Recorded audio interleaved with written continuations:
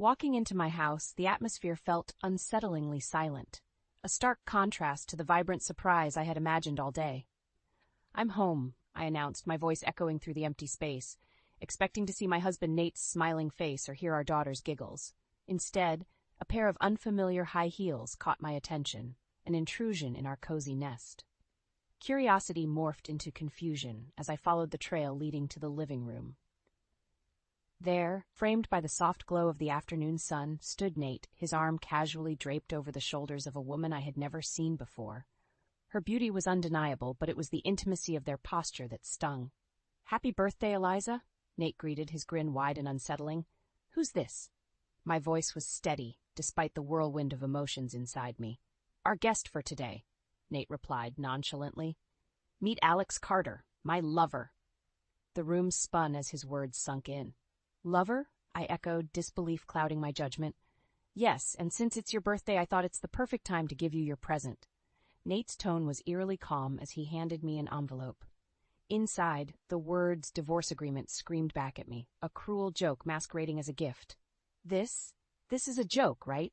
The words barely escaped my lips, each syllable a struggle. "No joke, Eliza. I want a divorce. I'm in love with Alex," Nate declared, as if discussing the weather, not dismantling our life together. The coldness in his eyes, the ease with which he shattered our vows, was more painful than the betrayal itself. "You want to throw away our life for a fling? Alex is not a fling. This is real. And you're just not enough anymore." His words were a knife, each syllable twisting deeper. The woman, Alex, remained silent, a spectator to the wreckage of my marriage. "Enough, Nate. If you want this divorce, you'll regret it. But you'll get what you wish for," I said, my voice laced with a calmness I didn't feel. Nate's smirk faded, replaced by a flicker of uncertainty. "You think you can make me regret this? Watch me." My reply was a whisper, a promise of the storm to come. As I turned to leave, the gravity of the situation weighed heavily on me. My marriage, the love I thought we shared, was over. But in its ashes, a resolve was born. Nate would regret this betrayal, not today, but soon, and I would make sure of it. The silence of my bedroom offered no comfort as I lay awake, the scene from earlier replaying in my mind. The audacity of Nate's betrayal, his cruel unveiling of his affair on my birthday, was a wound that festered with each passing second. But it was his next actions that solidified my resolve for revenge. The morning after the revelation, Nate had the nerve to sit at the breakfast table as if nothing had happened. He poured himself coffee, the normalcy of the act a slap in my face. Alex was nowhere to be seen, but her presence lingered like a bad smell. "Nate," I started, my voice steady despite the turmoil inside. "You really think you can just replace me with her? And on my birthday?" He shrugged, a gesture so filled with indifference it fueled my anger. Timing was coincidental. But yes, I think Alex and I will be very happy. "Happy?" I scoffed. "You destroy our family for a fling, and you think you'll be happy?" "Alex is not a fling," Nate snapped, his facade slipping for the first time. "She understands me, unlike you." "Understands you? Or flatters your ego?" I retorted, unable to keep the bitterness from my voice. Nate's eyes narrowed. "What would you know about understanding? You're just convenient." The word struck me, a verbal blow that was meant to hurt. "Convenient?" I repeated, the absurdity of the situation suddenly clear. "Well, let's see how convenient life is without me handling everything for you." Nate's confidence wavered, a hint of realization dawning.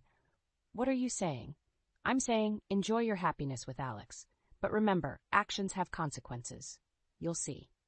I left the table, leaving Nate to ponder my words. The next steps were clear in my mind. Nate had chosen his path, blinded by infatuation and arrogance. He had underestimated me, thinking I would crumble under his betrayal. He was wrong. As I started planning, the idea of revenge wasn't just a fleeting thought. It was a promise. Nate would realize the gravity of his mistake, not just in losing me, but in underestimating my resolve. The betrayal had shattered something within me.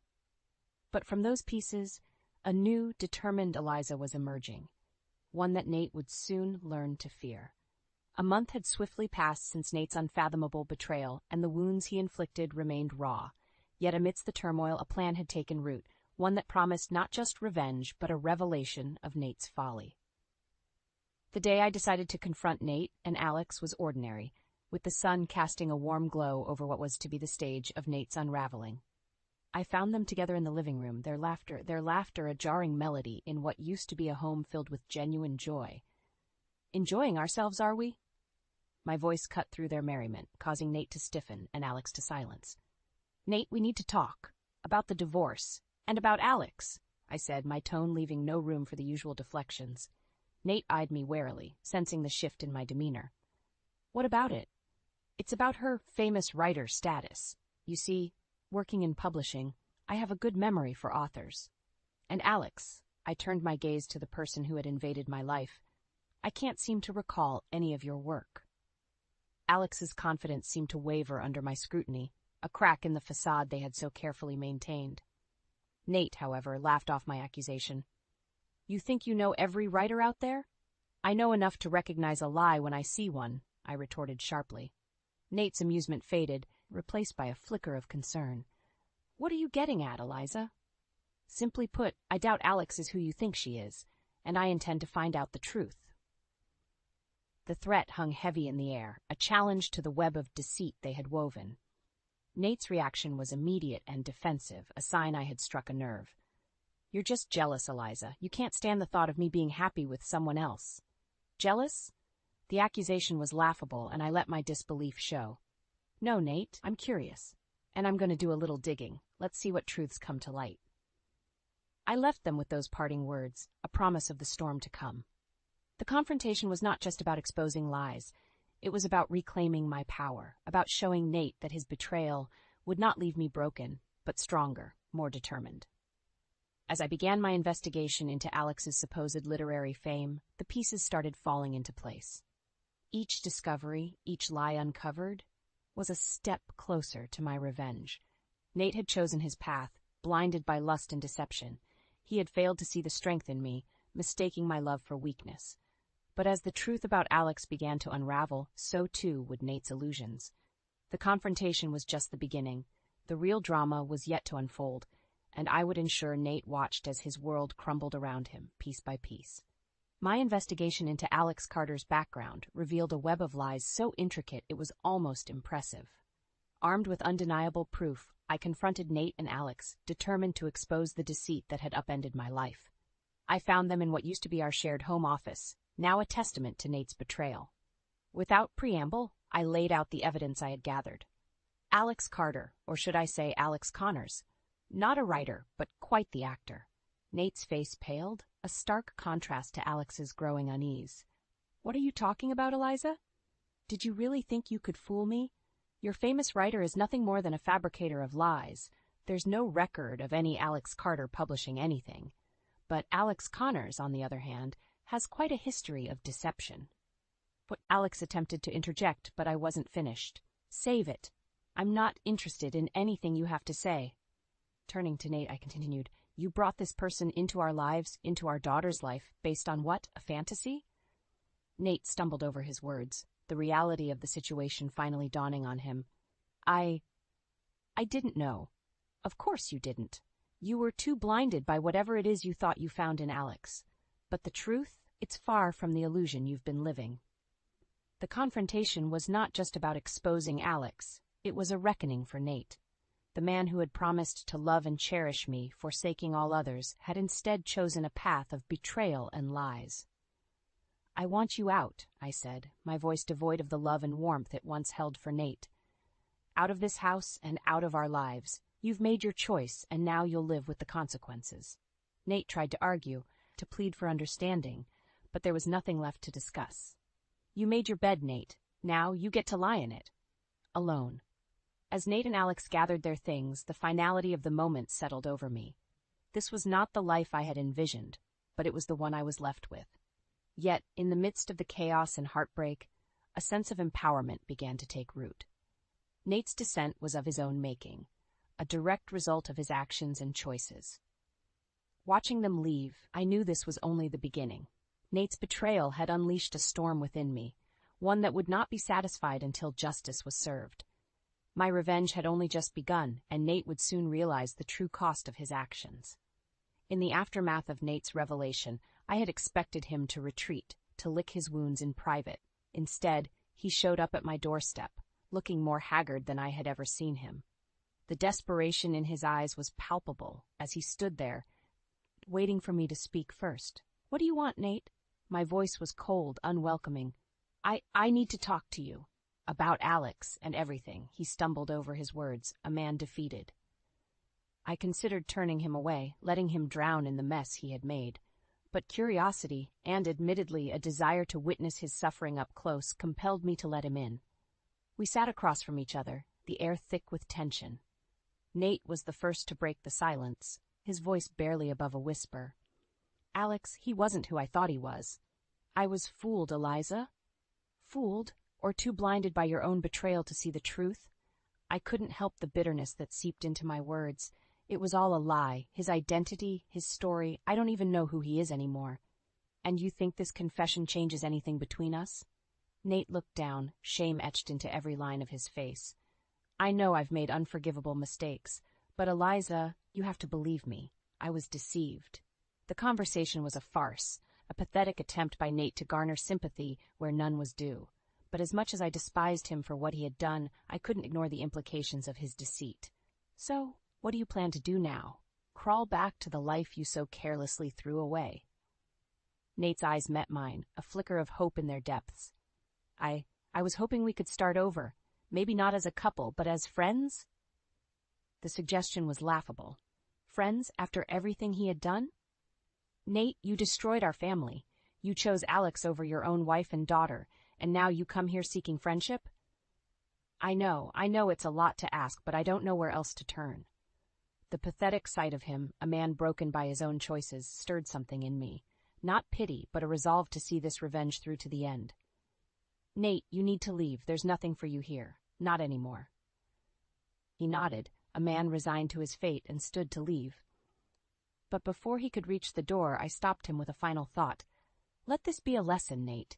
You can't play with people's lives and expect to walk away unscathed. Karma always finds a way." With that, Nate walked out of my life, leaving behind a trail of destruction and a path to a new beginning for me. His exposure was complete, his illusions shattered. And as for me, the next chapter of my life was just beginning, one where I would rebuild stronger, wiser, and without the shadow of Nate's betrayal hanging over me. As the door closed behind him, I felt a sense of closure. The drama and revenge had played out, leaving behind a lesson in its wake. For Nate, a future filled with regret. And for me, a world of possibilities, free from the chains of a love that had turned toxic. The story of Nate and Alex was a cautionary tale, one that would serve as a reminder of the price of deceit.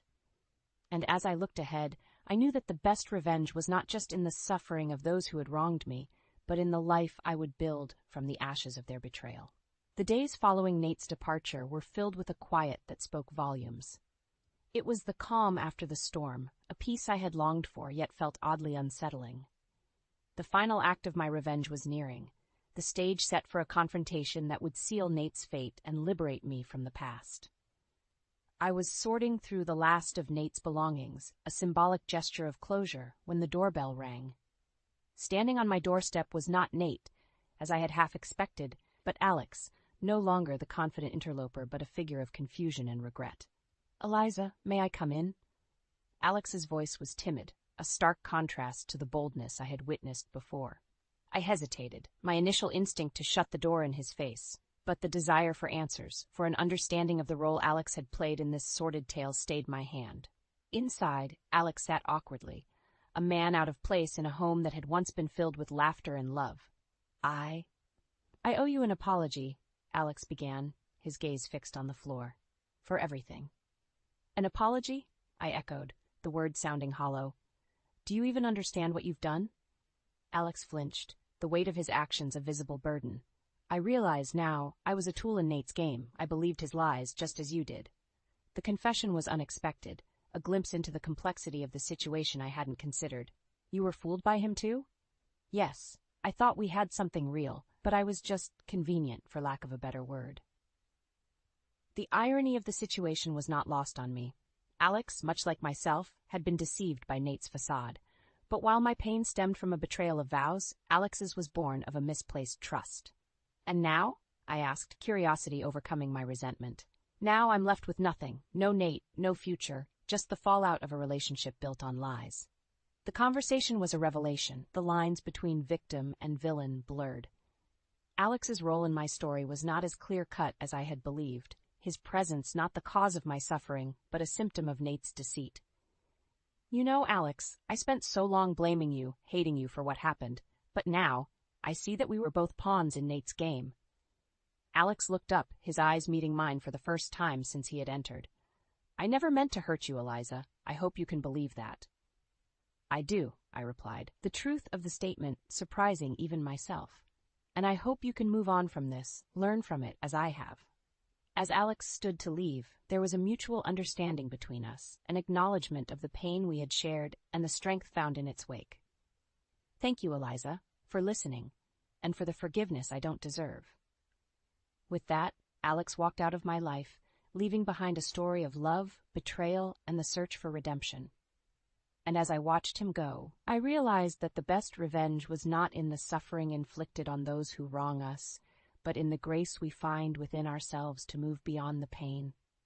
The fallout of Nate's betrayal had brought me to the lowest point in my life, but it had also shown me the resilience of the human spirit, the capacity for forgiveness, and the endless possibilities that lay on the other side of forgiveness. My story with Nate had ended, but my journey was just beginning, a journey of healing, discovery, and newfound freedom. And as the door closed behind Alex, I felt a chapter of my life closing with it, making way for a new beginning, one where the scars of the past would no longer define my future.